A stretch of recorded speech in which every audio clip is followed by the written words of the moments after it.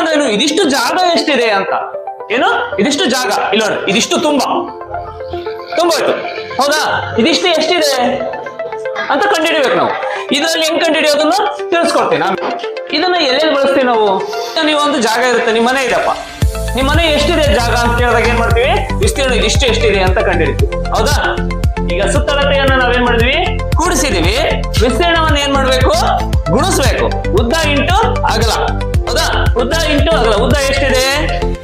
A D ಅನ್ನ ತಗೊಳ್ರಿ, B C ಅನ್ನ ತಗೊಳ್ಳಿ. ಉದ್ದ ಎ ಡಿ = 4 ಸೆಂಟಿಮೀಟರ್. ಮತ್ತೆ ಎ ಬಿ ಅನ್ನ ತಗೊಳ್ರಿ, ಡಿ ಸಿ ಅನ್ನ ತಗೊಳ್ರಿ. 5 ಎ ಬಿ ತಗೊಂತೀನಿ ನಾನು, 5 ಸೆಂಟಿಮೀಟರ್ ಹೌದಾ. 5 ಸೆಂಟಿಮೀಟರ್ ಓಕೆನಾ. ಎರಡನ್ನ ಏನ್ ಮಾಡ್ಬೇಕು ನಾನು? ಗುಣಿಸಬೇಕು. ಗುಣಾಕಾರ ಮಾಡ್ಬೇಕು. ಮಾಡಲ್ವಾ? ಗುಣಾಕಾರ ಮಾಡೋಣ. 4 ಇಂಟು 5. ಈ 4 ಇಂಟು 5 ಹೌದಾ. 5 4 20.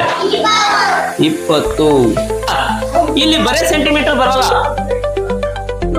20 ಚದರ ಸೆಂಟಿಮೀಟರ್ ಅಂತ ಬರಿಬೇಕು. ಏನ್ ಬರಿಬೇಕು? 20 ಚದರ ಸೆಂಟಿಮೀಟರ್